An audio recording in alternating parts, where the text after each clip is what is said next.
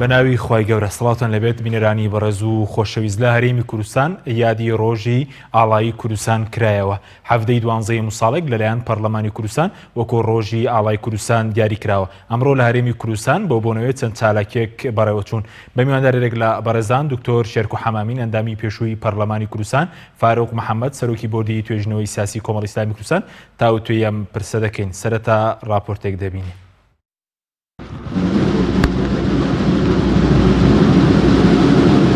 هەفتەی کانونی یەکەم کە بە ڕۆژی ئاڵای کوردستان دیاری کراوە، هەموو ساڵێک ڕێوڕەسمی تایبەت لە سەرجەم دام و دەستگاکان و خوێندگاکاندا بۆ ڕێزگرتن لەو ڕۆژە بەڕێوە دەچێت. هەر لەو چوارچێوەدا لە پەرلەمانی کوردستانیش بە ئامادەبوونی کەسوکاری بەشێک لە شەهیدانی شەڕی داعش و سەرجەم فراکسیۆنەکان ڕۆژی ئاڵا بەرز ڕاگیرە. ڕەنگێن ئاڵای me دەربڕینێ ji pêk hatin cuda cuda yên gelê me dikin. Mêjwa پڕی خویناوی یا ملەتێکی قارەمان بۆ ئازادیە و سربەخۆیە هەروەسا نیشانە جەرگ سۆتنە دایکên شەهیدên me yên ku kurên xwe ji bo bergirîkirinê ji ala û axa Kurdistanê pêşkêş kirîn, her wekî wan dayikên evroke em li huzura wan ne. ئاڵای کوردستان وەکو سیمبوڵ یەکپارچەی خاچی کوردستان و ناسنامەی نەتەوەی خەڵکی کوردستان ناسراوە. ڕەنجی سوور لە نێو ئاڵاکەدا بەمانەی شۆڕش و ڕەنجی زەرد بەمانەی ڕووناچی و ڕەنجی سپی بەمانەی ئاشتی و ڕەنجی سەوزیش بەواتەی سەوزایی و لاویەتی گزارشتی لێ دەکرێت. پەرلەمانتاریشی فراکسیۆنی کۆمەڵیش دەڵێت پێویستە لەمە دووە بەجددی کار بکرێت بۆ گەڕانەوە ئینتیمای نیشتیمانی و گەشانەوە ئەو ئاڵایە لەسەر هەر بستە خاکێکی کوردستان. ئێمە وەک فراکسیۆنی کۆمەڵی ئیسلامی بەشداریمان کرد لە ڕۆژی هەڵکردنی ئاڵا. طبعاً ئەم ڕۆژە یاخودەمیادا لە پەیڕەوە ڕێک خراوە بە پەیڕەوی ناخۆی پەرلەمان.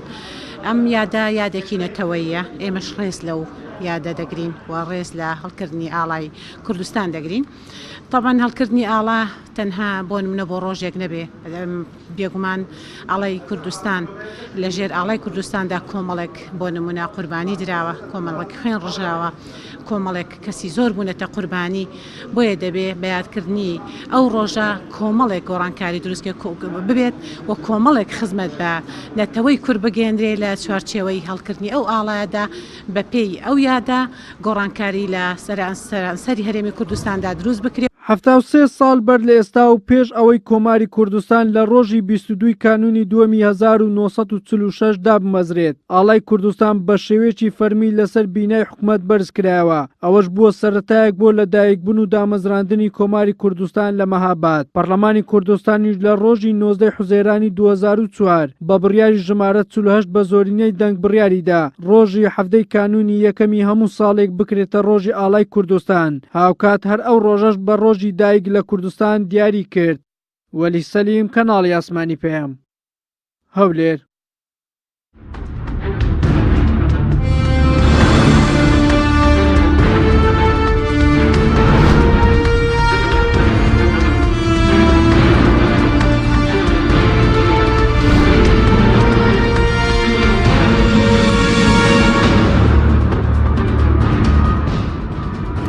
جارێکتر سڵاوتان لەبێت بینەرانی بەڕێز، سوپاس بۆ میوانەکانمان بەخێربێن، سوپاس بۆ ئامادەبوونتان.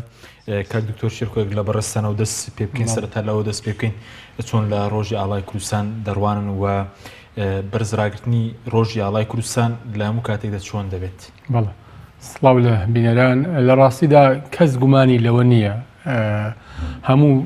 نەتەوەیەک، هەموو دەوڵەتێک کۆمەڵێک ڕەمز و کۆمەڵە مەقاوماتی خۆی هەیە، ئاڵایەکە لەو ڕەمزانە و هەمومان واجبە لەسەرمان ڕێزی بکرین و هەمومان واجبە لەسەرمان کە لە هەر شوێنێکە کە ئەم ئاڵایە هەڵەکرێت بەقەدەر ئەوە ڕێزی بۆ دابنین و بەقەدەر ئەوە شکۆکەی بپارێزین و بەقەدەر ئەوە کار و خەباتی بۆ بکەین کە لە نەتەوەی گرتوەکان لە ناو ئاڵای هەموو میلەتانی ترە لە ناو ئاڵای نێتەوە خاوەن دەوڵەتەکانە لە ئێستادا بێ لە ئایندا ڕۆژ لە ڕۆژان ئەم ئاڵایە بشەشێتەوە. ینی ئەمە هەر کەسێک کە لە ئێستادا لەم سەرزەمینەی ئێمە لە کوردستانە بژی، بێگومان لە دەرەوەی کوردستانیش بژی، ئاواتی ئەوەیە، خەونی ئەوەیە کە ئەم ئاڵایە بە جۆرێک لە جیهانە بشەچێتەوە کە تعبیر لە ئیرادەی ڕاستەقینەی خەڵکی کوردستان بکە و ئەمە ینی ئامانجەکە چەندین ساڵە میلەتی کورد قوربانی بۆ داوە خوێنی بۆ ڕشتووە خەبات و فیداکاری بۆ کردووە ئەنفال و چیمیاباران و هەموو ئەو کارەسات و جینۆسایدانی ترکە بەسەر میلەتی ئێمە هاتووە لە پێناوی ئەوە بووە هەم خاکەکەمان پارێزراوی هەم شانێکمان هەبێ هەم ئاڵاکە شەکاوە بێت و هەم کە شکۆینێتەوەکە پارێزرا بێت بەڵام لە ڕاستیدا ئەوەی کە ئێستاکە پارتی بێشێتی لە ئەرزی واقعا ئەیکەن ئەمە تەواو پێچەوانەیە لەگەڵ هەموو ئەو مێژووی کە لە ڕابردووە خەڵکی کوردستان قوربانی بۆ داوە و ئەنفالی لە پێناوە کراوە جینۆسایدی لە پێناوە کراوە ئەوەی ئێستا ئەم گروپە حکومڕانە لە هەرێمی کوردستان ئەیکەن کە تەمسیل لە پارتی وێچێتیەکە لە ناوانەش چەند خێزان و عایلە و بنەماڵێکی سیاسی یعنی جۆرێکە لەوەی کە تۆ لە ژێر ناوی ڕۆژی ئاڵا لە ژێر ناوی پیرۆزکردنی ئاڵا درێژە بە حکمی گەندەڵی بە حکمی پڕ ناعەدالەتی بە حکمی پڕ ناشەفافیەت و بە سیاسەتی برسیکردن هەر ئەمڕۆ کە ڕۆژی ئاڵا بووە لە هەرێمی کوردستانە ئەم بینیمان کە کەمەندامان لە چ معاناتێکا بوون لەسەر شەقامەکان و چۆن ئەمڕۆ خۆپشاندانیان کرد لە دژی ئەو بڕیارە هەرە ناعادیل و ستەمکارانەی کە دراوە لە با بڵێن بۆ مەسەلەی موچەکانیان و کەمترینی هەرەکەمی ژیانە بۆیە ناکرێت یعنی قیادەیەک دەوڵەتمەدارێک حکومڕانێک گروپێک خۆیان بەوە بزان کە ئەمانە دیفاع لە ئاڵاکەن و ئەمانە ئاڵایان بەلاوە مقەدەسە و ئەمانە شکۆی ئەم میلەتەیان بەلاوە مقەدەسە بەڵام بەژێر ئەم ئاڵایە حکمێک بەڕێوەبەرن کە ئەوەی حسابی بۆ نەکرێت کەرامەتی ئینسانەکان بێ ینی بۆ نمونە لە وڵاتان ئەگەر نمونونەکە لە جێی خۆیان بێت ئەین لە وڵاتە شۆک و نەرویجا ئەبینی ئاڵا لەسەر پێڵاوەکان ڕسمی کێشراوە نەخشێنراوە بەڵام لەوێ یاسا بەسەر هەمویانە وەکو یەک جێبەجێیەک پێ لە مەسئولی دەرەجەیەکەوە بۆ خواری خوارەوە لەوێ عەدالەتی کۆمەڵایەتی هەیە لەوێ مافی ئینسان هەیە لەوێ مافی هاونیشتیمانی بوون هەیە لەوێ نەخۆشخانە و پەروەردە و ڕێگاوبان و هۆیەکانی ژیان هەمووی بەردەستە بۆیە ڕێزگرتن لە ئاڵا بەوە نابێت تۆ بیت تەنها ڕۆژێکی بۆ دیاری بکەیت و لەم ڕۆژە ئەمەش بەیان نامە دەربکەیت و ئەمەش کراوە ململانەی حیزبی ینی بەڕاستی کرا بە ململانەی حیزبی لە بینی پارتی وێچێتی ئەومان نزانین کە لە ینی بۆ نمونە سەردەمانێک بوو با بڵین ڕەنگە لایەنێک لە لایەنەکان ئەیوو نەخێ لەبێ عەلەمی عێراق هەبێ بۆ نمونە سەردەمانێک پارتی ئەیوو ئەبێ عەلەمی عێراق هەبێ بەڵێ لە دوای ڕاپەڕینەوە کە باز لەوە کرا کە مەسەلا حکمی ذاتی هەبێ یا فیدراڵیەت هەبێ خۆمان سەرەتاکانی پەرلەمانمان لەبیرە ئەو پەرلەمانتارانەی کە دیفاعیان لەوە کرد چۆن ئەبێ ئێمە لە ناو ئەم پەرلەمانە لەژێر ئاڵای عێراقا دانیشین کە میلەتی کوردی ئەنفال کردووەوە شەوسانەتیەوە سەردەمانێک لای بنەران ڕوومێنی لە خولی یەکەمی پەرلەمانە ینی پارتی ڕێگەی کوردستان لە سەر پەرلەمان مەبەستم لەوە نییە مەبەستم لەوە نییە کە بڵە بڕێگەی داوە لەسەر پەرلەمانی کوردستان هەڵبێ مەبەستم لەوەیە سەردەمانێک هەبووە لە ڕاستیدا ئەم هەڵکردنی ئاڵایە لە بینی ئاڵای یاریێمی کوردستان و لە بینی ئاڵای عێراقا ململانێ بۆ لە بینی پارتی وێچێتیە ینی ڕەنگە تەڕەفێکیان زیاتر بەلای عێراقا شکایبێتەوە تەڕەفێکیان بەلای هەرێمی کوردستان شکایبێتەوە من باش ئەزانم ئەو کاتانی هەتا کە دوو ئیدارەی هەبوو کە شەڕی ناوخۆ هەبوو کە تیبی فوتبۆڵێنی سلێمانی جیابوو لەگەڵ تیبی فوتبۆڵێنی هەولێرا کە مەسەلا هەندێکیان بەشداری بەتوڵی عێراقیانە کرد هەندێکیان بەشداریان ناکرد گوایە عێراق دەوڵەتێکی بڤەیە و دەوڵەتێکە ناکرێت لێی نزیک بینەوە بەڵام هەر ئێستا بینی ئەم دوانە ئەم پارتی وێچێتیە شیە بڕچیانە لەبەرەوەی لەسەرەوەی کامیان زووتر بگاتەوە بە عێراق و لەگەڵ ئەوە با بڵین پەیوەندێک حیزبی و بنەماڵەکانی خۆی ڕێخاتەوە دوای ڕاپەڕینش بۆ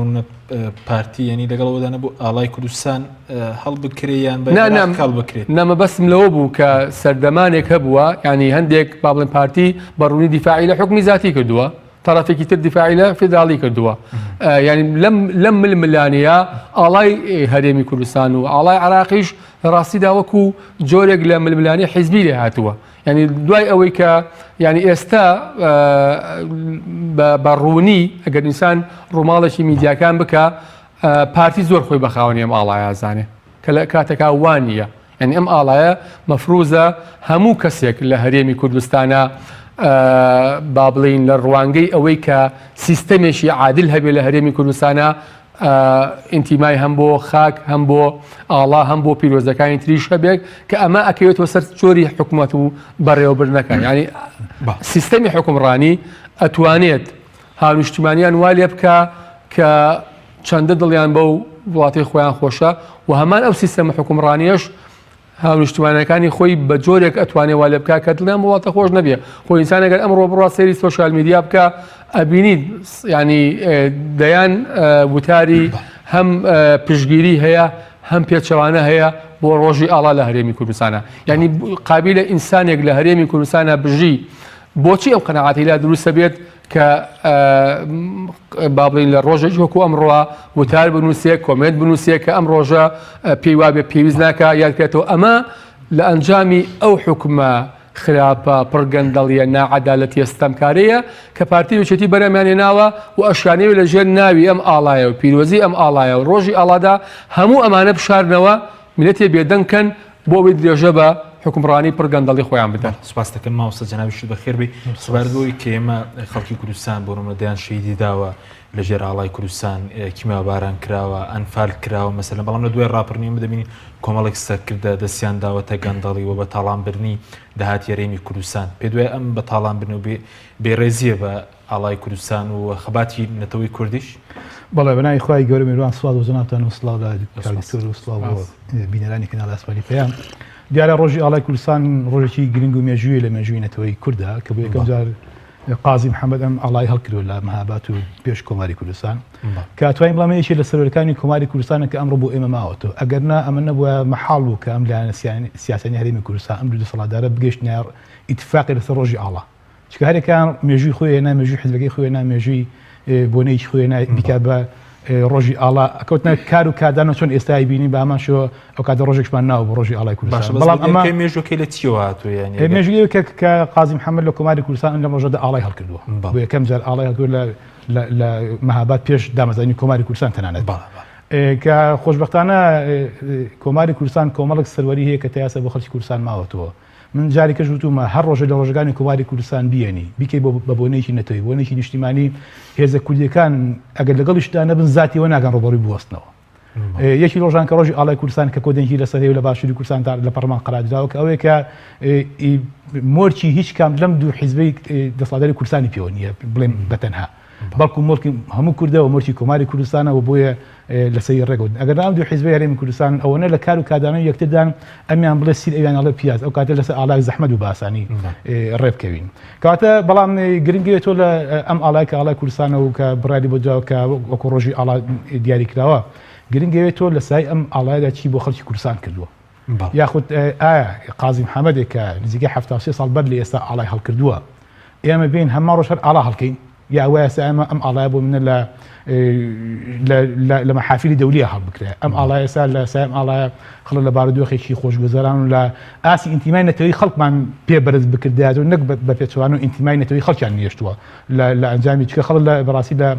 هەڵسوکەوت و لە هەڵوەستەکان لە سیاسەکانی ئەم دوو پارتەوە کە ئەڕوانێ بۆ دۆزی نەتەوەی کورد ئەمانش کە خزمەتیان بە دۆزی کورد نەکردو خزمەتیان بە هاوڵاتیان و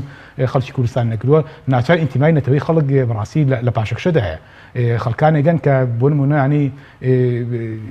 تەمەناگەن کە لەم خاک وڵاتەدا نەژیبان لە شوێنێکی جیهانە بوونا کە ژیانێکی شایستر و باشیان بۆ فراهم بکرێن لەسای ئەزمموی حکومڕانی شیزخواری ئەم دوو دەسەڵاتی هەرێمی کوردستانە بەڕاستی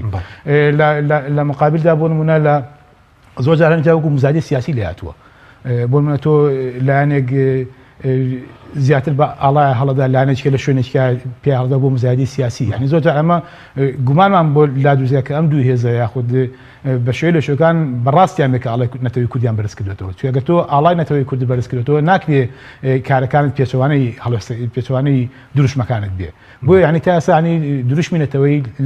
لە قۆناغی بانگەشە و دروشم تێنەپەڕیوە تەرجمە نەکرا لەسەر ئەرزی وا باشە بەس لە دوای ڕاپڕ سەڵەدەرەت چیان پێشکەشی خەڵک کردووە لەژێر ئەم ئاڵایەنی لە هەرێمی کوردستانە لە دوای ڕاپەڕینەوە ئەم دوو دەسەڵاتی دەرەی هەرێمی کوردستان لە سایی یاخۆ بڵێن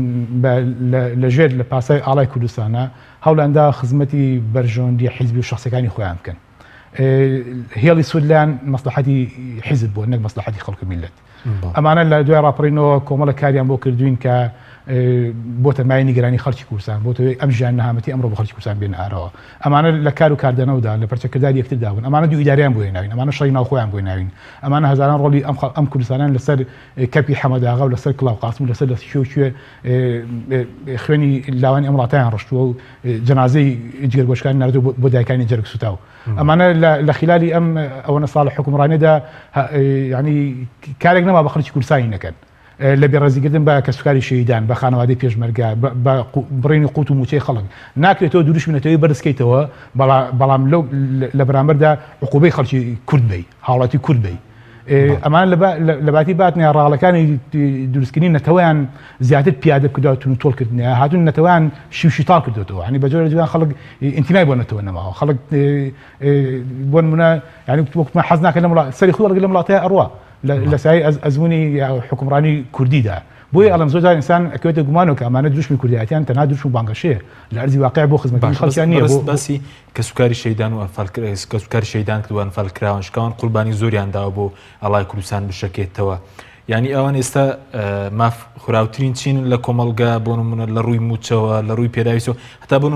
نزیکترین نمونە قوربانانی شەڕی داعشن کە ئێستا مەسەن ئەوانەی کە بریندارن مەسەرن ئەوانەی شەهیدبوون وەکو پێویست ئاوڕێنێ نەدراوەتەوە لە وڵاتانی جیهاندا پاژماوەی جینۆسایت پاژماوەی قوربانیەکان ئەکرێنە ڕەمز خزمەت دەکرێن کێبەرچێکرێت چۆن ژیانێکی شایستیان بۆ فراهمکەن بەڵام بەداخۆ لەلای ئێمە کە سوکاری شەیدان کە سوکاری پاژماوەی ئەمفالەکان چیمیاباران تا ئاسە چیمیاباران داوای خەستەخانەکەن تیا چارەسەر بکرێن بەڕاستیمە کارەسا دوای 26 ساڵ حکومڕانی کوردی داوا بکەیت کە خەستخانێکی هەبێت تایید بە چارەسەکردنی چای شیمیایی خەستخانێکی دەرونی بێت تایید بە چارەسەکردنی پاژماوەکانی ئەمفال کاکە لانی کە ئەو موچەی کە بەشی ژیانیان ناکە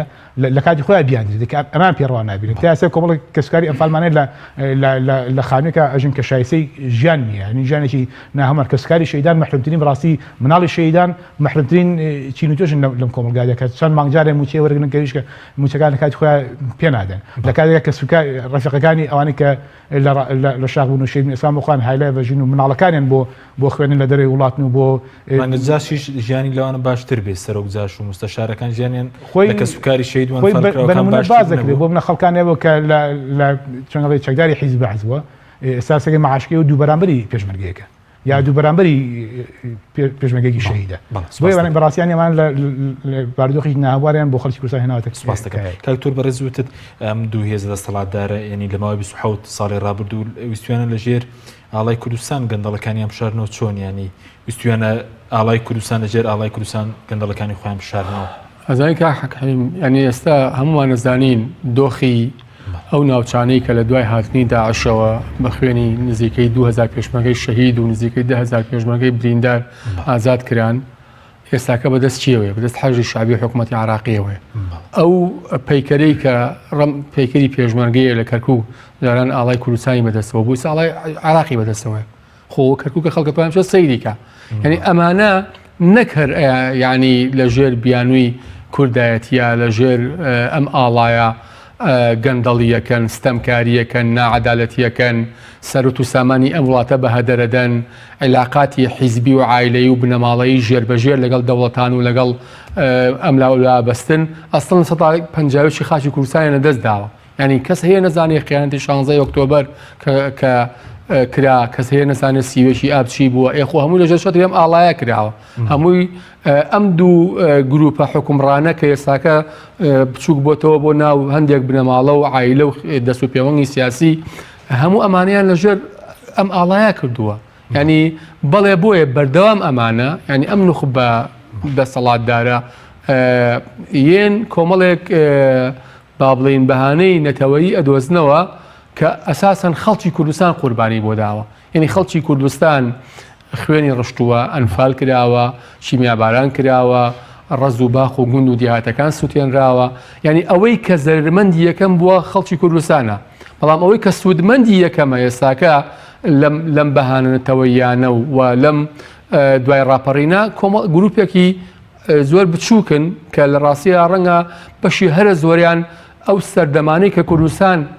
ئەچەوسێنرایەوە سوودماکەکرا جیرنەسایی دەکرا ئەسڵەن ئەوان هەر لە کوردستانیش نەبوون و ڕەنگە لە وڵاتانی ئەوروپا بوو بێتن و ڕەنگە لە سەدان کیلۆمەتری هەوایی هەر لە کوردستانیشەوە دوور بێتن بەڵام ئێستا ئەوانە حاکم و حکومڕانن و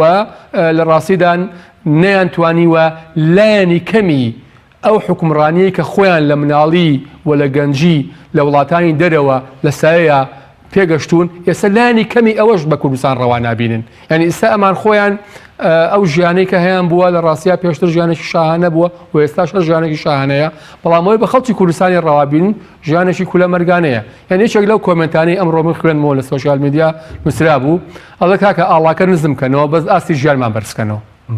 یعنی ئەمە خەڵک بۆ وا ئەڵێ کەواتە ئاستی ژیان ئێستا لە هەرێمی کوردستانە لە ئاستێکی زۆر خراپایە یعنی خۆ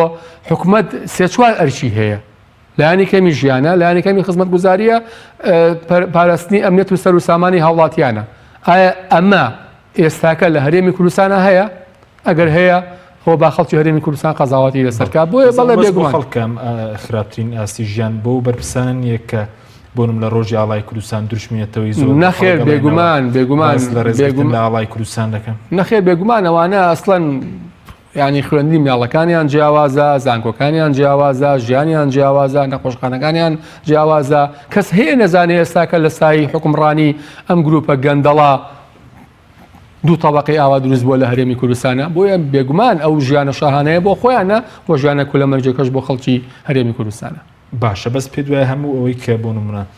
نەبوونی موسسات مەسەلەی گەندەڵی ئەوەی کە لە 27 ساڵە کراوە ینی خزمەندەکردنی خەڵک ئەمە بێڕێزیە بە ئاڵای کوردستان بەڵێ بێگومان ئەمە بێڕێزیە بە ئاڵای کوردستان بێڕێزیە بەو خەباتە بێڕێزیە بەو هەموو قوربانیانەی کە میلەتی کورد داوێتە چونکە میلەتی کورد خەبات و تێکۆشانی بۆ ئەوە نەکردووە کە ئێستاکە 5 ملیۆن نفوس کە حدودی 350,000 بەرمیل نەوت بفرۆشێت و پارەی لە بەغاوە بۆ بێ پارەی هاوپەیمانانی بۆ بێ دنیای سەروەت و سامانی ناوخۆیی هەبێ بەڵام لە ساڵێکە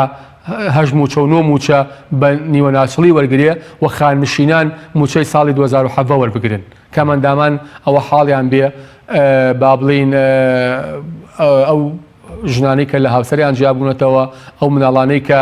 پێویستیان هەیە خوێندنگاکان زانکۆکان ئەوە حاڵانەکە ئێستاکە ئەیبینی بەشی هەرە زۆری ئێستا خوێندنگای ئەم وڵاتە لە ڕێگەی پیتاک و کۆکردنەوەی پارەوە لە کەسوکاری خوێنکاران با بڵین هەرە سەرەتایی نوێژەنکردنەوەی خوێندنگاکانیان ئەنجامەدەن خۆ کەس هەیە ئەمە شاراوە بێ لە لایکە لە هەموو خوێندنگایەکە ئەنجومەنی دایکان و باوکان هەیە و ئەم ئەنجومەنی دایکان و باوکانە ناوە لە ڕاستیدا بە تەریقەی جۆرا و جۆر پیتاکۆکێتەوە بۆ پێداویستی هەرە سەرەتایی خوێندنگاکان ینی ئەمە لە وڵاتێکا کە وەکوتم ڕۆژە 350,000 بەرمیل نەوت تەنها لە ڕێی بۆری و ئەفرۆشێ سەباسی 400,000شە بەڵام ناتوانێت پێداویستی خوێندنگاکان و زانکۆکانی پڕکاتەوە هەر لەو ماوەی ڕابردووە خۆمان نەزانین هەموو خوێندکارانی بەشە پزیشکەکان لەسەر شەقام بوونمانیان گرتبوو خۆپشەدانەکە لەسەرەوەی کە کەمترین پێداویستی مختبەرەکانیان لە بەردەستانیە یعنی ئەمانە بەڵێ کە تۆ نەتوانی سیستەمێکی حکومڕانی دادپەروەر و عادل بەرهەمبێنی کە تۆ نەتوانی پەیوەندیەکی نیشتیمانی دامەزراوەی بە هەرێم بە دنیای دەرەوە بەسیتەوە کە تۆ نەتوانی سوپایەکی یەکگرت و دروستکەی کە تۆ نەتوانی ئاسایشێکی یەکگرت و دروستکەی کە تۆ نەتوانی با بڵین حکومڕانێک دروستکەی بە یەک مەسافە لە بینی مەسئول و خەڵکا وەستا بێتەوە بەڵێ بێگومان هەموو ئەمانە بێڕێزیە بە هەموو ئەو قوربانیانەی کە میلەتی کوردی ئەم بێڕێزیەش گروپێکی حکومڕانی گەندەڵی نامەسئول لێ بەرپرسا کە ئێستاکە لە کوردستانە حاکمن بەڵێ سوپاس دەکەم ماوەسە بەڕێزوتت ئێستا ئێمە لە بری بەرزکردنەوەی ئاڵا دەبووە ئاڵاکەمان بۆ نمونە لە نەتۆی گرتوەکان بەرزکرابایە و شەکابایەوە لە ماوەی 27 ساڵی ڕابردوو ینی چی کراوە بۆ مەسەلەی بە موسسات بنەماکانی بەدەوڵات بوون کە ساڵی ڕابردووش مەسەلەن ئێمە ریفراندۆمێکمان کرد بەڵام لە 150 خاکمان لەدەستدا بەڵێ دیارە لە ماوەکانی ڕابردووە کە خەباتی جوڵان ڕۆزگاری خواردی کورد بەرپا بوو هەڵگی ساڕۆڵەکانی ئەم گەل و خاکە خەباتیان گرژێ و ئاڵادا بۆ بەڕاستی بنیادنانی موسسەکانی دەوڵەت بوو بۆ بکە تۆ کۆمەڵ موسسەمانەوێت کە شانازی پێ بکەین لە نمونەی پەرلەمان حکومەتێکی خزمەتگوزار و هەموو دامەدەزراوەکانی حکوومەت بەڵام ئەبین لە ماوەکانی ڕابردوو ینی هەر دەسەڵاتداری کورد هاتووە ئەمانە ئێوە وردەوە لە تەحتیمیان کە بۆ نمونە چی بە پەرلەمان ناکە ئەستن لە ناچاری نەبێ ئەم حکومەتە حەزی لە پەرلەمان هەر نییە حەزگا پەرلەمان هەر نەبێ لەبەر عیبەی خەڵکی لەبەر چاودێری دنیای دەرەوەدا پەرلەمانێکی دەستەمە بێ بەدڵی خۆی بێ کەی پێویستی و بڕیاری بۆ باکەی پێویست نەبوو بێدەنگ بێ یا لەم لە حکوومەتێک بەڕاستی حکوومەتێکی پێگەناوکەم حکوومەتە ئەوی بە ئەرکی خۆی نازانی خزمەتکردنی هەوڵاتیانی خەڵکی کوردستانە ئەبین لە سای حکوومەت چەند کابینی ڕابردووە و کابینە دوای کابینە کێشەی بێت کەس بارد و لەم ئەخیرەوە کێشەکانی کوردستان بەکوێ گەیشت بەڕاستی کە حەشیم تۆ دروشمی نەتەوەی یاخود بیری نەتەوەی کارکردنی ئەوێ استراتیژی ئەوێ قۆناغبەندی ئەوێ ئەوەی کەبوونی لای ئەمانە ئەمەیە بۆیە من زۆر وتم بۆ مزاری سیاسی بەکاری دێنم بۆ نمونە لە سەرەتای ڕاپەڕینەوە لایەنێگەیوت فیدراڵی ئەویکەی و ئۆتۆنۆمی دواتر بۆ مزادەی فیدراڵەکە دی ئەمەڵێ بۆ نمونە دەوڵەتی نەتەوەی سەربەخۆیی و ڕیفراندوم بەبێەوەی کە مەرجعێکی یاسایی هەبێت کە کار بۆ ئەمە بکە بەبێ کە تۆ دامەزراوەکە دەبێ ئیشی بۆ ئەمە کرد بەبێنی زمینە سازی بۆ کردێت تەنها لە پێناو چۆنەڵی بڕیارێکە لە پێناو دروستکردنی مێژوویەکدا لە پێناو کۆمەڵێک بەرژەوەندیدا بەڕاستی ئەم کارەکە کە نەتیجەکەی بکە کە بینیمان ئەگەر ناگەر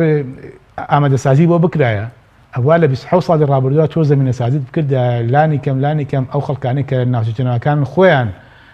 هاوارەم کردە کە ئەمانە بینە سەر هەرێمی کوردستان نەک لە دوای کە دەسەڵاتی کوردی لەوێنەما ئەنجاڵە وڵا ئێستا بۆ نمونە هەنە خەڵگەڵنگ لەوێ نەود وەرەگرین بەنمونە کە سەرەتایەتی مافی ئینسانە لە سای ڕۆژانە کە ئەوە ببنەوە دەڕوانی هاڵاتی کوردستان ببنەوەتیانی بنزانە خوانی پێگەرمکەنەوە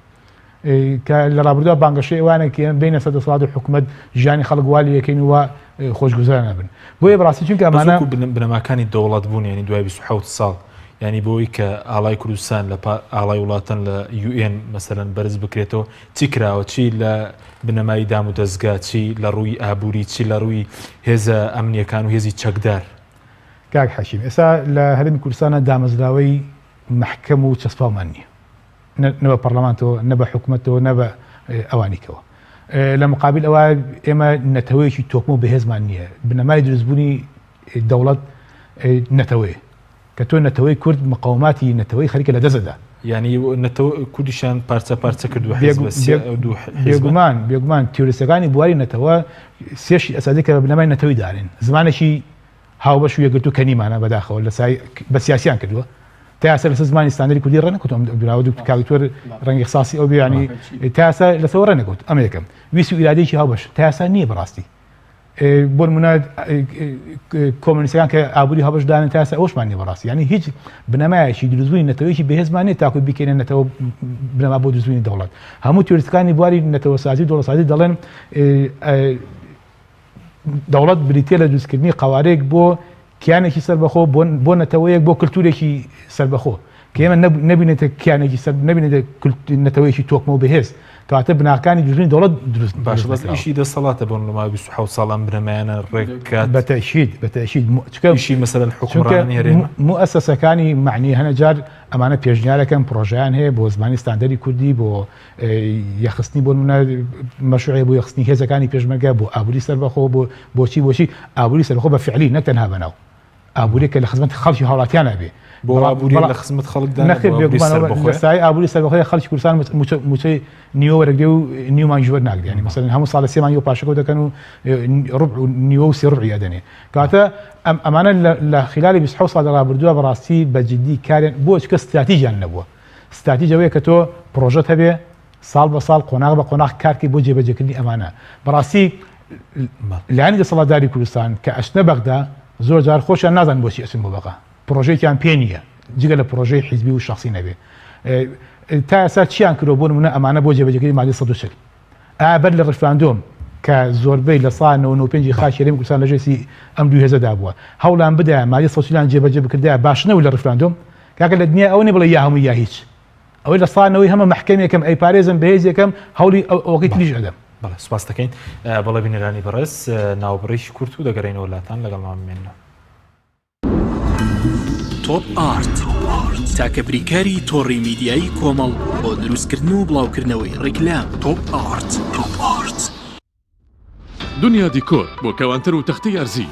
لە دنیا دیکۆر ئامادەین بۆ دروستکردنی کەوانتەر و دانانی تەختەی ئەرزی بە باشترین کوالیتی و نرخی گونجاو. دروستکردنی کەوانتەر بە خواستی خۆتان بە کەرەستەی MDF و HDF و HPL و R-Click و داری سروشتی و باڵۆن پرێس. هەروەها دروستکردنی کەوانتەری تاقیگە و WC و کابینات با کەرەستەی کۆمپاکت لامینات کە دژە بەکتریا و دژە ئاو و دژە ئەسیدە. بۆ دڵنیابوون لە کوالیتی و نرخی گونجاو تەنها دنیا دیکۆر هەڵبژێرە. دنیا دیکۆر.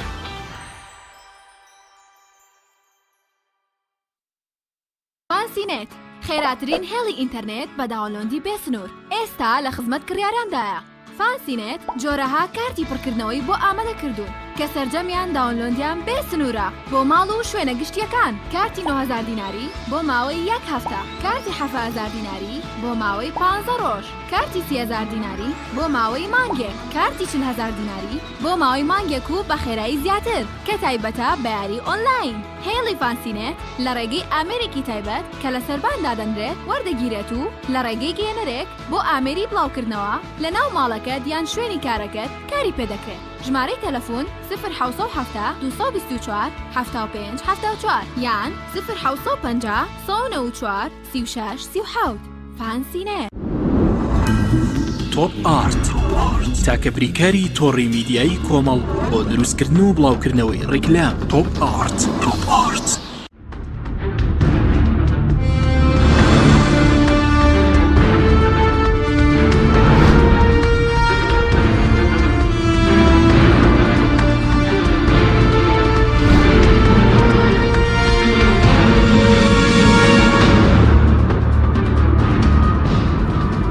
جارێکی تر سڵاتان لەوێت بینێرانی بەڕێز کاک دکتۆر ئەگەر بگرم بۆ لای بەڕێز سەبارەت بە سوود و زیانەکانی ئەو دەسەڵاتدارانی کە حکومڕانی کوردستانیان کردووە لە 27 ساڵی ڕابردوو بۆ خەڵکی کوردستان سوودیان چیوە زیانیشان چیوە کە لەژێر ئەماڵای حکومڕانیەتی خەڵکی کوردستانیان کرد. لە ڕاستیە منوەکو وتم هەموو حکوومەتێک ینی دەبێت بیر لەوە بکاتەوە کە هاونیشتمانەکانی بە باشترین شێوە بژێنێ و ئەمن و ئاساییشان بۆ دابین کە و ئەو گروپەی کە لە وڵاتەکە حکومڕانیەکە نەبێت سیستەمێکی وا بەرهەم بێن کە ئەم سیستەمە ینی ئاسوودەیی بۆ ئینسانەکان بەرهەم بێنێ. بەڵام ئەوەی کە ئێستا لە هەرێمی کوردستان ئایبینین تەواو پێچەوانەی ئەمەیە، ینی نەک هەر نەیانتوانیوە ئاسوودەیی خۆشگوزەرانی ژیانێکی باش بۆ ئینسانەکان بەرهەم بێنن و نەیانتوانیوە پەروەردەیەکی باشمان هەبێ، نەیانتوانیوە تەندروستێکی باشمان هەبێ، نەیانتوانیوە زانکۆی نیشتیمانیمان هەبێ و هێزێکی با بڵین سەربازی یەکگرتومان هەبێ، ئاسایشێکی یەکگرتومان هەبێ. ئەوەشی کە لە ڕاستیدا بە قوربانی خەڵکی کوردستان بەدەستمان نابوو ئەوەشیان دەستداوە. ینی من وەکوتم ئێمە لە دوای هاتنی داعشەوە مادەی 140 بە خوێنی گەشی خەڵکی کوردستان و پێشبەرگە و هێزەکانی ناوخۆ و هەموو ئەوانەی کە با بڵین هێزی جۆرا و جۆرن لە هێزی خۆبەخشەوە تاگاتە هێزی حکومی کە شەهید بوون و خەڵک کە بریندار بوو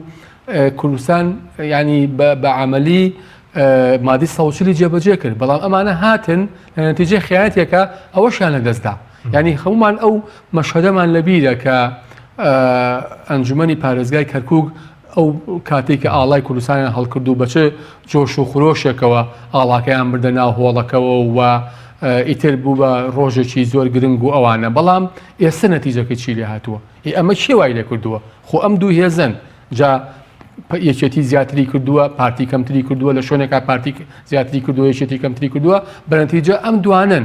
ئەم دوانن و لە ناو ئەمانەشە وەکوتم گروپێکن کە ئێستاکە بە چواردەوریانە با بڵێن حاشیە دروست بووە لە ناو خێزان و عایلە و بنەماڵی سیاسی و ئەوانە. بۆیە لە ڕاستیدا ئەوەی کە سەبارەت بە سوود و زیانەکانی ینی تۆ زۆر باسی زیان سوودیشان نەبوو بۆ خەڵکی. سوود چییە؟ ینی من تێناگەم لە ڕاستیدا بە هیچ جۆیە ناکرێت تۆ حکومڕان بی بەڵام جادەیەکی قیر بە منەت بە خەڵک بفرۆشیتەوە. ناکرێت تۆ حکومەت بی بەڵام کردنەوەی مەکتەبێ بە منەت بە خەڵک بفرۆشیتەوە. ناکرێت تۆ حکومڕان بی بەڵام وەختێک با بڵین جادەیە بۆ گوندێک ئەبرێت ئەمەتر ئەمە وەکو سەرۆتێکی زۆر نیشتیمانی و مهم سەیریکەی توانن. ئەمانە ئەرکە، ینی باش ئەگەر حکومڕانێک ئەمانە نەکا ئیشی چییە؟ بۆیە بە پێچەوانەوە ئەگەر بەهاتایە ئەمانە بە ئەقڵەتێکی دەوڵەتدارانە کاریان کردایە، بە ئەقڵەتێکی نیشتیمانیانە و مەسئولانە بیریان کردایەتەوە ئەبوو ئێستاکە ئێمە لە ڕاستیدا لە شوێنێکی تر بووایە چارەنووسمان. ئەمانە نەک هەر نەیانتوانیوە خزمەت بە خەڵکی هەرێمی کوردستان کەن بەعکسەوە یعنی بوونەتە پاڵنەر بۆ ئەوەی کە کۆچی زانستی لە هەرێمی کوردستانەوە بۆ دەرەوە دەست پێ بکە دنیای خەڵک ئەم هەرێمەی بەجێ هێشتووە و ئێستاکە نەک هەر نەیانتوانیوە سوود با بڵین بە تواناکانی خەڵکی هەرێمی کوردستان بگەن ئەسڵ نەشیانتوانیوە ئیسیفادە لە جالی کوردی بکەن لە دەرەوە هەین تۆ پێشتر باسی ئەوە کرد کە ینی ئەرچی ئەمانە ئەم ئاڵایە بگەێنەتەوەی گرتوەکان لە پاڵ نەتەوە خاوەن دەوڵەتەکانی بەڵێ ئەرچی ئەمانەیە ئەرچی حکومڕان و ئەوەی کە خۆی بە ڕابەر و مەرجە ئەزانێ لە ناو منێتەکەی خۆیان حیزبی سیاسی ئەرچی ئەمەیە بڵێ بە تایبەتی ئەوانەی کە ئێستاکە دەسەڵاتیان هەیە و 27 ساڵی ڕابردوش دەسەڵاتیان بەدەستەوە بووە وەکوتم نەیانتوانیوە ئەسڵەن ئیسیفادە لە هەموو ئەو توانە پڕوزەیە بکەن کە لە دەرەوەیە کە جالێشی کوردی زۆر باشە کە بەشێکی زۆری با بڵین لە وەسەتی ئەکادیمی و دەوەسەتی ترا کارەکە ئێستاکە لە دەرەوە ئەمانە لەبەر چێبرچێ حیزبی لەبەر مناڵەکانی خۆیان لەبەر دەست و پێوەنگەکانی خۆیان ئەسڵەن نەیانتوانیوە ئیسیفادە لەو سەرمایە مرۆیە گەورەیەشکەن کە لە جالەی کوردیا هەیە بەڵێ بێگومان ئەمانە بۆ خۆیان خۆشگوزەرانیان هێناوە بەڵام بۆ خەڵکی کوردستان نەکبەتیان هێناوە نەکبەتیان هێناوە ماڵە سوپاسەکە مامۆستا سەبارەت بۆی کە بەرەزوتی ئێستاین تیمای نیشتیمانی لای خەڵک بەرە و لاوازی ڕۆشتە بەهۆی ئەو گەندەڵی کە هەیە پێ دوایە گەر یاسە سەروەر بە بۆنم لەژێر ئاڵای کوردستان ئەوانەی کە گەندەڵیان کردووە داهاتی کوردستانیان بە تاڵان بردووە دادگای کرابن خەڵگین تیمای بۆ دەگەڕێتەوە یاخود چۆن دەکرێت ئینتیما جارێکی تر بگەڕێنرێتەوە بەڵێ بێگومان ینی ئەمان هەیبەتیان بۆ مۆستاکان نێشوکە حەکیمانی تۆ ئەمانە شێ دادگایان بکە ئەبێ لانی قەزا بێ دادگایان بکە ێ قەزا ئەمان تەحکومی پێوەکەن پەرلەمان ئەوە محاسبەیان بکە پەرلەمان ئەمان تەحکومی پێوەکەن حکومەت خۆیان چۆنیان بی ئەوە جێبەجێکردن و ئاوا کارەکەن و شەعیدن بە کارەکانی خۆیانە ئەگەر ناگەر وڵاتێکی مؤسساتی هەبووە ئەمانە چیتر نانەتوانێت حکومڕان بن ئەمانە ئەدران بە دادگا ئەمان لێ پێشنیان لەگەڵ ئاکرا بەڕاستی تۆ ینی تۆ لە 27 ساڵە ئەم هەموو داهاتە لە وڵاتە ئەم هەموو سامانە سەرزەوی ژێرزەوی ئەم خاوەن هێزی کار و گەنجولاوی ئەم وڵاتە ینی تۆ چیت بۆ کردوون جگەلەوەی کە هاتووی مجازفەت بە ژیانیانەوە کردووە بەڕاستی ئەم دوو هێزە ینی زۆربەی کاتکان مجازفەیان بە ژیانی خەڵکی کوردستانەوە کردووە بڕۆوە بە تاریخ سێری کە بڕۆوە لە دوای ڕاپەڕین چیان پێ نەکردون شەڕی ناخۆیان کرد و کوڕی فەقیر بەکوشتەوە دوو ئیدارەیان کرد و هاوڵاتی کوردستان زەرمەند بووە نەوتیان بە هەدەردا و هەناردەیان کرد و پارەکەی دیار نییە خەڵک بێموچە و بێقوت بووە ڕفراندۆمیان کرد و لە ساڵ 50 خاکی کوردستان لە دەزا خەڵک بێ حاڵ و ماڵ و سا ئەو ناوچانەی جێناکۆک تعلیب بکردن جارێکی خەڵک مڵک و زەوی لێسێنێتەوە جارێکی بەڕاستی ئێمە لە بری هەنگاو نین بۆ پێشەوە بەڕاستی ئەمانە واگە هەنگاو نین بەرەو دواوە تازە بە تازە هەرێمی کوردستان گێڕاتەوە بۆ 2023 ینی بە شانازی بە خەڵکی فرۆشتنەوە کەنەوەی دیفاع لە خاک و لە نیشتیمان کردووە ئەو مکارەسەدە بەسەر ناوچەکانی جێناکۆ کە هەر بەبێ جیاوازی بەموو ناوچەکانی جێناکۆ ینی لە سایە چی و لە سایە شکستی حکومڕانی بەڕاستی ئەم دوو هێزەدا بووە بۆی ئەمانە بەڕاستی ئەگەر لە هەرێمی کوردستان سەروەری یاسا هەبووە دادگا قەزا سەربەخۆ بووە ئەبووە ئەمانە بەڕاستی بچنە بەردەم دادگا لانیکەم وا لە ماوەکانی ڕابردووە ئەگەر پەرلەمانێکی لەسەر پێوەستا و پەرلەمانێکی خاوەن ئیرادیان دروست کردا ئەبووە ئەمانە لانیکەم لە پەرلەمانەوە سەحمی سیقان لێ بکرێتەوە جارێکی بووان نەبوونە ئەمانە بێنەوە جارێکی حکومڕانی ئەم وڵاتەکە کاتی کە زۆر جار بوومە دروشمەتەوەیەکان ئاڵا بەکاردێنن مەسەرن وەکو کوردایەتیش بە خەڵکی دەفرۆشنەوە کە بەڕێستان و دکتۆریش باسی کە لە ماوەی ڕابردوو نامەتی زۆریان بۆ خەڵک هێناوە بەڵام بۆچی مەسەلەن بۆنەتەوەیەکان دروشمەتەوەیەکان ڕەمزەنەتەوەیەکان بەکاردێنن بۆ مانەوە لە حکوم بۆ درێژەدان بەم حکومە هەمیشە ناسیۆنالیستی مزەیف پەنا بۆ دروشمە بە ئەمانە کار و کردوێکی واقعیان نییە بڵێن ئێمە ئەم ژێرخانە ئابووریمان بۆ دروستکردن ئێمە ئەم ئابووری سەربەخۆیمان بۆ هێنانەکە ئێمە موچەی خەڵکمان ئاوا باش کرد ئێمە ژیانمان بۆ ئاوا لێکردن ئێمە موسسەمان ئەمانیان نییە بۆیە لە مقابل لابێت چی بکەن ئەی بێن خوتوکەی عاتفی خەڵک بن بە بانگەشە بە دروشمی نەتەوەی ئەمانەگە دروشمی نەتەوەی بەرزەکەنەوە لەگەڵیش ئیشی پێکەن سەرچاو ینی خەڵک چیوێ خەڵک لاری لە نەتەوەی خۆی و لە ئینتیمای خۆی نییە بەڵام ئەمانە ویان کردووە کە چونکە لەگەڵ دروشمەکانیاندا واقعی نەبوون یاخود بڵین سادق نەبوون بۆ ینی خەڵک وای لە تو بڕاستی لە دروشم تێری خواروە لە دروشمی نەتەوەی ینی پڕ بووە تێر بووە تر خەڵک کاریوێ کردەوەیەوێ دروشمی بێ ناوەڕۆشی ناوێ خەڵک مقارنەکە گەنجێکی گووردە ناوی لە زانکۆات و توانای نییە بچێ بخوێنێ مناڵی بەرپرسانی لە دەری وڵات هایلای بەژین ساڵانەی خوێندنیان ملیۆن دلار و چەند ملیۆن دلارە نیو ملیۆن دلارە ئەمیش پارەی بینێ 50 نە لە گیفانیان نییە هاچی لە شارگە بچ بۆ بگەڕێتەوە بۆ لای کەسوکاری کە لە داخلیایە بۆ نمونە یا توانانی بچێ بخوێنێ ئەشوێنێ دانامەزێت تەعین نابێ لە کەتی تایبەتیژی ئیفلیجان کردووە کاری دەست ناگەی بۆ یەک ئەم گەنجە ئەم کەسە بێکارە کە تۆ دروشمی نەتەوەی بۆ بەرزەکەی تۆ ئەو تێر ناکە ئەو کار و کردێ ئەو واقعی لەسەر ئەرزی واقع پرۆژەی ئەوێ کە ئەمان نەکردوە دێن خوتوگە عاتفی خەڵکەدەن بەنای دروشمی نەتەوەی بانگەشەی نەتەوەی بۆنەی نەتەوەی بازرگانیشان پێ و کراوە دروشمنەتەوەی و ڕەمزەنەتەوەییانە بۆ مانەوەی خۆیان لە حکومڕانی ئەمانە ئەیکەن بە مزاری سیاسی بۆسە بەرامبەرەکانیان بۆ نمونە پێی وایە یعنی چۆنەڵی ئەم دروشمنەتەوەیانە مورچی ئەوە کە لە کاگە مورچی تاک بەتاجی خەڵکی کوردستانە هیچ هێلێکی سیاسی ناتوانێت لافی ئەوە پێ بدا کە ئەم بۆ نمونە هەڵگری ئاڵالگری ئاڵای کوردستانە ئەم ئاڵا هەڵگری دروشمی بۆ منە نەتەوەییە ئەم چگە بەڕاستی دروشمی نەتەوەی بازنەیەکی فراوانترە عقلەتی خێڵ دەرەبەر حیزبانی تێپەڕێنێ بە عقلەتی نەتەوەی کارەکە ئەمانە باقلت نەتەوەی کار ناکەن کار بۆ من کورد ناکەن نا خۆیان بە خاوەنی هەموو کورد دەزانن نا هەموو کوردیش خۆیان بە خاوەنی ئەوان نەزانن بۆی ئەوان پێیان وایە نوێنەرایەتی چینێکەکەن حیزبێکەکەن بەشێکن بۆیە کار بۆ ئەو بەشی خۆیانەکە بەڕاستی وەلەوە کار بۆ نخبەیەکرێ نخبەیەکی دەسەڵاتدار چۆنەڵی ژیانی ئەگوزارەیە هیچ چێژگرفتێکی نییە لەم لاوادەیە ئەم دروشمانە بۆ خەڵک بەڕاستی بە خەڵکی ئەفرۆشێتەوە ئەگەر لە واقعەیە کاری پێەکە خزمەتی ئەەکە خەڵکیش ئەوێ بێ کەسێکی وێ حکوومەتێکی خزمەتگوزار دەسەڵاتداری خزمەتی بکە و ئەمیش دەستخۆشی لێ بکە بەڵام ئەمان کە کاریان نێکردەوە نی خزمەتیان نییە دێن بەڕاستی کۆمەڵە دروشم هەیە کە لە حقدا کاری پێ ناکەن تەنا بۆ جوڵاندنی عاتفە و لایانی سۆزداری خەڵک باش بەس زۆرجار لە بۆ نەتەوەیەکانە یاخود ڕۆژی ئاڵای کوردستان و بۆ نەتەوەکانی تر باز لە یەکریزی دەکرد پێ دوایە یەکریزی چیتێکی داوە بە چۆن دەکرێت ئێمە یەکریز بین کورتی یەکریز بێ ئەبینین ئەو لایەنە کە دا یەکریزیەکەن چۆن لە بەغا خەریکی ملیەتی دەشکێنن ئەمانە بە هەمان شیوە ئەنی ئەمەش دروشمەکە لە دروشمەکان یەکریزی لە کاتی کە پێویستیان پێێتی ئەیانەوەی دەسەڵاتەکانیان بۆ بگەڕێتەوە جارێکی بیانکەیتەوە بە حکومڕان جا چ لە هەرێم چ لە بەغادێن بانگەشەی ڕێزی بەرزەکەنەوە بەڵام کە هاتە سەر ئیمتیاز هاتە سەر دەستکەوت نەک بە حیزبەکەی خۆشیان ڕنابینن بۆ چینێک لەناو حیزبەکەی خۆشیانە ڕاوایە بینن ئەگەر بەڵێ بەردی بناغی دروستکردنی نەتەوە دروستکردنی دەوڵەت یەک ڕێزیە بەڵام شێتێکی داوە ئەمانە خۆیان یەکریزیان تێکداوە لە بڵاوە دێن بانگەشەی بۆکەن ئەبینین لەسەر پۆستی سەرۆکۆمار لە بەغا چیان بێتر نەکرد ئەبینین ئێستا لەسەر پۆستی وەزارەت لە بەغا چی بێتر ناکەن بەڵام ئێمە نەمان بینین لە ماوەی چەند ساڵی ڕابردووە پێداگیری بکەن لەسەر مادە 140 نەمان بینین لە چەند ساڵی ڕابردووە پێداگیری بکەن لەسەر قوت و موچەی خەڵکی کوردستان نەماندی پێداگیری بکەن لەسەرەوەی کە هاوڵاتیانی ناوچەجێنەوەکان ئاوارە نەبن مڵکوماڵیان داگیر نەکرێت نەماندی لەسەر وەفد دەچێەوە بەغا بەڵام بۆ پۆستێکی حیزبی ئەبین وەفد دێ وەفد ئەڕات و لە مقابلە ڤیتۆیان لەسەر یەکتر هەیە و لەم ناشۆدێن بانگەشەی یەکڕزیەکەن بۆی بەڕاستی خەڵیانی بۆیان دەگوێت کە ئەم بانگەشانە جگە لە دروشمێکی بێناوەڕۆک هیچی تر نیە بەڵێ کاکتۆر تۆش پێ دوای مەسەلەن یەکڕزی چۆن دروست دەبێ یاخود تا گەندەڵی و مەسەرەن موەسسەسات لە کوردستانە نەبێت ینی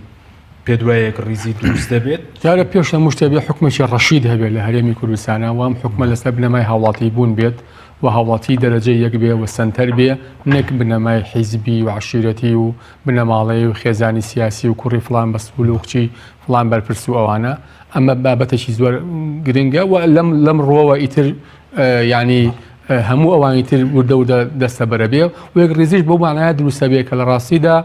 ئەو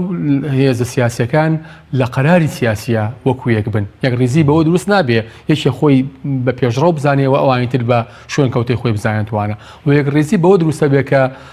با بڵین پەرلەمانی کوردستان مەرجەعی باڵای بڕیاردان بێ لە هەرێمی کوردستانە کە ئەمە هەم بەپێی یاسای هەڵبژاردننی ژمارەیەک هەم بەپێی بڕیاری ژمارەیەکی ساڵی 2005 دەبێت پەرلەمانی کوردستان مەرجەعی باڵای بڕیاردان بێت لە پرسە چارنووسازەکانە لە هەرێمی کوردستانە نەک بەوەی کە گروپێک بڕوا لە ژێرە و لەگەڵ جەماعەتێکا ڕێبکەوێ حیزبێکی تر لەولاوە بڕوا لەگەڵ جەماعەتێکی تر ڕێبکەوێ بۆ منفعاتی شەخسی و بنەماڵەیی و خێزانی و دەست و پیاوەنگی سیاسی خۆیان یەکڕیزی بەمە دروست نابێت کە تۆ لە ناوە کۆمەڵگاکە و هەنجن کردبێ ململانەی سیاسی و دابەزاند بێت بۆ ئاستی دامەزراندنی با بڵین دانان و تاعینکردنی فەرمانبەرێکی هەرە خوارەوە لە شوێنەکە بەڵام بی داوای یەک ڕێزیشکەیت و ئەوانە یەک ڕێزی بەوە دروستە بێەوە کوتم هەموو ئەم بنەمایانەی کە هەیە کە بنەمایەکەن لە پێناوی دەوڵەت سازیە لە پێناوی نیشتیمانە لە پێناوی خەڵکی هەرێمی کوردستانە بە هەموو پێکاتەکانیەوە بەما یەک ڕێزی دروستە بێ نەک یەک ڕێزی بە با بڵین برا گەورەی و برا بچوشی دروست نابێت لە ڕاستە بنەمای یەک ڕێزی لە هەردوو پارتەکەوەی کە لەگەڵیان بێدەنگبی لەگەڵ دڵی نەعادالەتی بەتاشی یەک ڕێزی دەزانن ئەوان یەک ڕێزی هەمیشە بەوازانن من شتێکەکەم تۆش وەرە لەگەڵما دوامکەوەوانە ینی ئەمە ئەقلەتێکە ئەقلەتێکی زاڵە و ئەقلەتێکی باوە لەلایەن اینجا تا ئەمە فڕێنەدەن تا وەکو دەوڵەت مەدار بیر نەکەنەوە تا لەسەر بنەمایەکی نیشتیمانی ڕێک نەکەوین تا پەرلەمانی کوردستان بە فیعلی ئەو مەرجە باڵایی بڕیاردان نەبێت لە هەرێمی کوردستانە لە دەرەوەی ئەمە بڕیار بدرێ لە ڕاستیا بێگومان یەک ڕێزی دروست نابێت تا ئەم تەڕەفڕاکە پۆستێ بۆ خۆی بچڕێت و ئەوتیان بڕوە اتفاقێکی ژێربەژێر بکە پۆستێکی تر بۆ خۆی بچڕێت ئەمە کە یەک ڕێزی بەم شێوەیە دروستە بێت یعنی جاران ینی ئێمە سێ کێشەمان هەیە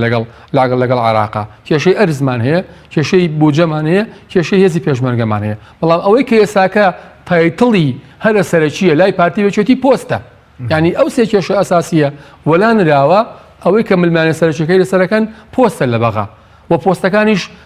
لە ناو چوارچێوەیەکی زۆر داخراوی خۆیان نەبێ تێناپەڕێ بمە چۆن یەک ڕێزی دروستە بێ یەک ڕێزی بەوە دروستە بێ هەمومان لە پەرلەمانی کوردستانەوە لەسەر استراتیژێکی نیشتیمانی ڕێبکەوین کە تعبیر بێ لە ئیرادەی خەڵکی هەرێمی کوردستان و لە پێناوی دامەزراندنی موسەساتێکی نیشتیمانی لە هەرێمی کوردستانە کە ژیانێکی شایستە بۆ خەڵکی هەرێمی کوردستان دەستە بەرکاوە لە ڕاستیدا ینی ئەم قسەی من ئەوەیە ئەسڵەن ئەوانەی کە ئەم ڕۆژەیان لە هەرێمی کوردستانە بەرەمێناوە حەق وایە لەژێر ئەم ئاڵایە دادگایی بکرێت بەڵێ بێگومان ئەوانەی کە ئەم ڕۆژەیان بۆ خەڵکی هەرێمی کوردستان بەرەمێناوە کە پڕە لە نەعەدالەتی گەندەڵی ستەمکاری ڕوبعاموچە ژیانێکی کولەمەرجی بۆ خەڵکی هەرێمی کوردستان پێویستە لەژێرە و ئاڵایە دادگایی بکرێت ڕۆژێک دێت بێگومان ڕۆژێک دێ دادگایەکی عالیلانە دەکرێن و مێژوو ڕەحم بە کەس ناکە و هەمووشمان بینیمانە ڕەوڕەوەی مێژوو چۆن هاتووە خەڵکانێکیش هەبوون یعنی زۆری نەشیان هێناوە لە هەڵبژاردنە بەڵام پاش چەند ڕۆژێک پاش چەند مانگێک لە حکومێناوەتە خوارەوە باشترین نمونە حوسنی مبارەکە خۆ بەراوردنێکی ئەوە نییە دەکرێت بە دۆخی کوردستان لەگەڵاوە بەرە بە دەسەڵاتدارانی بۆ ئەم بەراوردکرد سەڵاتدان هەرێم ئەزانی ینی من تێناگەم هەرێمی کوردستان لە ڕاستیدا ئەمەی کە ئێستاکەتیا ئەگوزارێت یانی تۆ لە ساڵێکە نەتوانی نۆ موچە بەڕێک و پێچی بدەیت باشە خانشین موچەی 2007 وەرگرتی بێ ئەوە دۆخی کە مندامان بێ ئەوە دۆخی زانکۆکان بێ ئەوە دۆخی خوێندن بێ 150 خاچی کوردستان و دۆڕانە بێ تورکیا بێ بە کەیفی خۆی بردومان وکە تۆ وشەیەک نەڵیت باشە حەشد شعبی بێت بێڕێزی بە ئاڵای کوردستان کا بەڵام دوایی تۆ بچی هەم لەگەڵی ڕێبکەوی هەم پێشوەخت لەگەڵ ڕێکەوتی بێتی ئەی ئەمانە شایانی دادگای کردن نەبن بێ شایانی چی بن بەڵێ بێگومان ئەمانە شایانی حوسنی مبارەکەوانە لە ڕاستیدا بە بۆچوونی من حکمێکی ئاسکەرتاری ئێستا لە هەرێمی کوردستانە هەیە میکیاج کراوە بە هەڵبژاردنێکی ساختەی مزەیف مامۆستا زۆر دەقێکیش بۆ بەڕێزێنی چی بکری بۆ بەرزڕاگرتنی ئاڵای کوردستان بە ڕای بەڕێزت پێویستە لە سای ئاڵای کوردستان خزمەتی خەڵکی کوردستان کرێ بێ جیاوازی دادگەری فراهم بکرێ خۆشگوزارانی بێتە ئاراوە خەڵکی کوردستان بێت جیاوازی بەهرەمەند من لە داهات و سەرۆت سامانی ئەم وڵاتە لە خێربەری ئەم وڵاتە بەتایبەت چینی هەژار چینی چەوساوە چینی ڕەنجەر و چینی کەسکاری شەیدان ئەمفال چینی ئاباران ئەمانە بەڕاستی بێ مافی خۆیانە خێرنی خەڵک پیان کە هیچ کەسە پیان کا پیان فرۆشێتەوە چونکە ئەم دەستکەوتە راپەڕین و ئەم ئەزمونە حکومڕانیە خەڵکی کوردستان و ئەوان هێنایانە بوون بەڵام ئەمان بەڕاست بەداخەوە تێکی ئەدەن بۆ ینی پێویستە خەڵکی کوردستان شایانی خزمەتکردنی زۆر باشە وابێ ئەم دەسەڵاتداران بەڕاستی چیکانی نەتوانن کە حکومڕانی خەڵکن بۆ شێوە خراپ بەڵێ زۆر سپاس بۆ بەڕێزان فاروق محەممەد سەرۆکی بۆردی توێژنەوەی سیاسی کۆمەڵی ئیسلامی دکتۆر شێرکۆ حەمامی ئەندامی پێشووی پەرلەمانی کوردستان سپاس بۆ بینەرانی بەڕێز سپاس بۆ ئەو کارانم تا بەرنامێکی دیکە خواتان لەگەڵ